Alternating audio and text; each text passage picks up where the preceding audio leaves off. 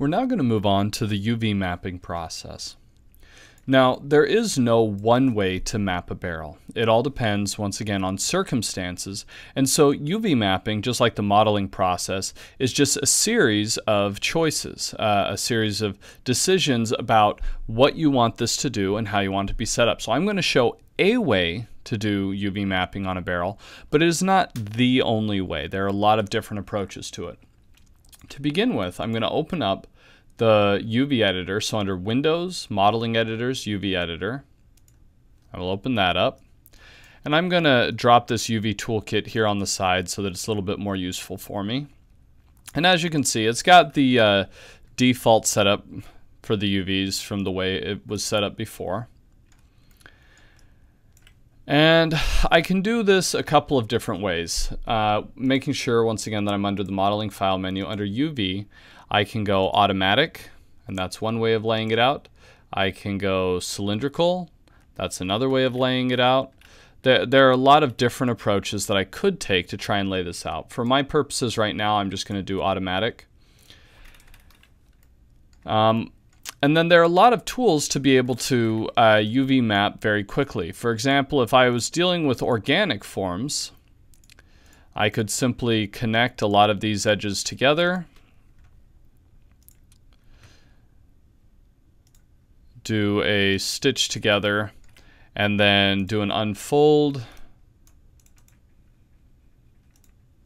And you see very quickly I get something that's nice and fast and easy, and that would work great.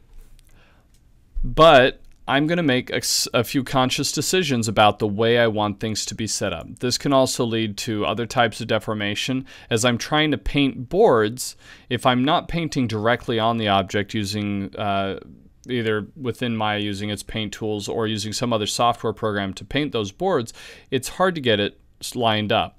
For this class, because it's an introduction, I'm introducing these as a really basic approach to how to do this. I want you to understand the basic move, sew, cut tools so that even when you do start using processes that are faster, that may increase the speed of your pipeline, you understand how to make changes when necessary. We're also planning this so that it will only be using Photoshop to be able to create the texture. So a painting program that's a 2D painting program that we'll use the UVs as guides for. Whereas if you're using a 3D painting program, then you would approach the way you lay out the UVs in a slightly different manner. Once again, this is to give you the fundamentals and the foundations, but be aware that there are other approaches and other processes to do this. So for right now, let me Control Z to undo that. I'm going to once again go UV automatic to get this lined up. With that understanding, I'm making some conscious decisions. Whenever you're working on something in 3D that you're creating a 2D space for as well so that you can transfer the texture over, there's going to be some form of distortion. You need to be aware of where your edge seams are. That's where the sections of geometry in the 2D space are not connecting to each other, so there's a gap or a change in the texture. You also need to be aware of how much distortion is being created either within the 3D object or within the 2D space from the texture to the object. And so once again, it's just a series of decisions for how you want to make things work. So I'm going to begin by grabbing this top edge just to identify where that is. So looking at it, if I see that Z-axis right here coming towards me, that's from the front. I'm going to try and hide this somewhere on the back. So I will actually put it right here along this edge. So if I select that, I know that that's the edge I do not want to connect. So if I select this and I'm going to rotate this, do the transform, come down here, rotate it, because I saw that that was actually on the bottom. Now if I grab that edge again, those are the two opposite sides. I want to be able to fill up the barrel in between. So I'll find that next edge, which is right up here, which leaves this as the final shape. So I'll move those out. So shift select all of these, and I'm going to move them down to give them their own little space. I'm then going to move these out just a little bit so that I can get things to line up. What I'm going to do is I'm going to grab each of these sections of UVs, and I'm making the decision to create some distortion. Very quickly before I do that, I want to show you how you can see what this looks like. So up here, there's this thing that looks like a checkerboard, and if I click on it, you see that it gives me this checker pattern. And as you can tell, in between these, because of the distortion with the movement there, you're going to end up with these checker patterns, or the texture itself, that kind of flow across here and then cut into each other, and that can create some edge seams along all those spaces. So I'm going to turn that off for just a second. To minimize that, I'm going to grab each of these sections of UVs, and I am going to go down to Align and Snap. Let's see. So to align right here, and I'm going to align those over to one side and these to the other. And I'll go through and do all of these the exact same way. What this is going to do is this is going to create these straight edges within the 2D space. So as I try and paint the texture of boards, it will have the boards going straight up and down, and then it will create the distortion for the boards flexing across the barrel.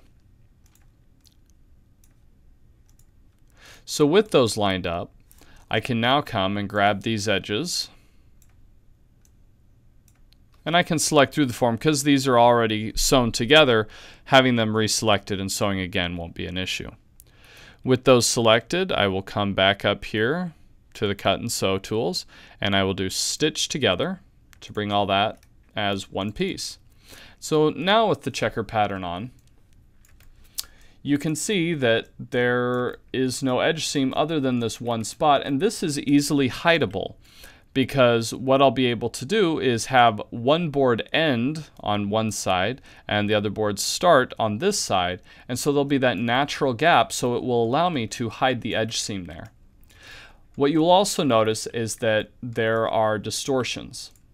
Now, based on the resolution of the object, what you're using it for, what it's being created for, this is an acceptable amount of distortion. So if it's for a small game, or if this is an object that's in the distance, or something that's kind of a tertiary object, then it's okay to have this amount of distortion. If I needed this to be more of a primary object, if I was going to get closer to it, that's where simply adding additional geometry would help resolve this distortion. As you can see, that extra geometry right here helped straighten all of that out. And so this is another reason to work at a low resolution, so that when you do need to add information, it's easy to do, and all it does is clarify some of the distortions that are created. So I encourage you, at any time you work on something, even when you start getting into advanced modeling projects, that you start simple, that you keep it clean, and then from there, adding resolution's easy. All right, so with this section built, that gives me the body of the barrel. And that gives me a good foundation for how things need to be set up. But I'm going to make some decisions here. Up at the top, I could just leave these top sections as their own sections of UVs. Because there is a natural transition and break from there and then into the center, and then within the lid itself. But I am making a conscious decision that I don't want to do that. I actually want the texture to continue up, over, and down on the inside of that lip. The reason behind my thinking is that when I create the bands across the barrel, for example, right here at the top, there'll be, a few different bands going across. What I want to have happen is that instead of just stopping and going straight from band to wood in a weird edge seam, I want that band to continue a little bit to show that there is some depth to it on the top, and then transition to the wood texture. And then on the inside, to have the grain that starts on the front, goes through the top, and then down the backside, so as if the wood grain is continuing through the entire board. I want that to be able to continue on. And so I'm making the decision to be able to combine those. Now the top and bottom lid, I will want to just keep as separate pieces, because I do want that clean edge seam. Those are separate boards that are put together as a lid that are then inserted within the body of the barrel. And so I'm going to just move those to the side. But the rest of these, I actually want to attach onto here. So I'm going to select all of these edges, and I'll come over here and select Cut. That's under Cut and Sew. With those selected, I will then grab through the object, just marquee selecting the top and bottom edges. And once again, having those internal edges selected doesn't make a difference because they're already sewn together, so it's not a problem. So I will then do a stitch together. And you can see that it sewed them on, or stitched them on, but it left these gaps. Now I'm going to take care of this in one shot. So if I do this again, I'm not only selecting the tops where this next set of faces will be sewn on, but I'm also selecting these interiors by doing the marquee select. And if I go stitch together, it will close those up. And at this point, if you have any other pieces of geometry left over, you'll need to check your barrel. UV mapping and this process is another great way to do cleanup. It's another pass to find stuff. So if you did have additional faces or hidden faces someplace, they would show up as additional faces or pieces here. If you have those, don't ignore them. Make sure that you actually take the time to track down where they are and clean it up. For example, if this was an extra face, I could grab it there, come into 3D view, hit F, and then try and figure out where that's at. So I can find that that's that face right there. Anyway, so coming back here, I'm going to do another marquee select just through the body, not selecting the top edges, otherwise I'll sew on the top or bottom, but just internally, so that I can then once again go stitch, or with the positioning of these I can also just go sew together. I will then grab these UVs and using a line and snap, flatten that to one side, grab these, flatten them to the other. And now I have this laid out so that the texture, when I turn that back on, continues from the front up over the top and down on the inside. And this allows me to be able to create textures as I paint them within a 2D texture creation tool set. In my case, I use Photoshop, to be able to create that wood grain that continues up and over, and then also to put on the steel bands over the top of that, which will have a little bit continuing on the top to show that there's some depth there within the texture. Now with these together, I'm going to turn this off again so it's a little easier to see. I will grab these shells and bring them into position and try and utilize as much of the space as I can. Because I am limited side to side, I'm making a conscious decision right now. Sometimes people will sacrifice an extra edge seam to be able to bring like a piece up here and utilize a little bit more of the space, but I'm making the decision that I want this UV layout to be directly up and down, and I also want to make sure that it only has one edge seam so I can simplify my process. I don't want to take these UVs all the way to the edges because of that carryover where the texture continues from one side to the other. What happens is, even though you have it end on this edge with the pixels, because of the filters that are in place, things get softened, and so some of the information from this side will bleed over to this side, some of the information from this side will bleed over to the other. And so for a unique texture, I want to make sure that that is not directly to the edges, that it is actually separate. In this case, however, if I wanted to, I could, simply because the other edge would be the continuation of the boards over here, and I would just have a linear cut. But just out of habit, because of other textures that may not align quite so easily, I'm just in the practice of doing this, giving myself a little bit of a gap.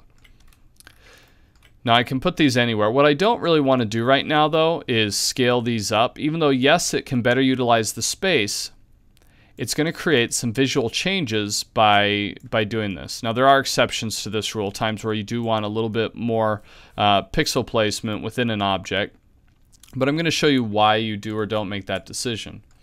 So right now, with those scaled up, you see that these boxes, or the little squares, are all a certain size, but I come up here and they're much tighter. And so in some cases it would be very strange to see a much tighter pixelation on the top and bottom of a barrel where the rest of it is a lower pixelation. And so once again, I'm making a decision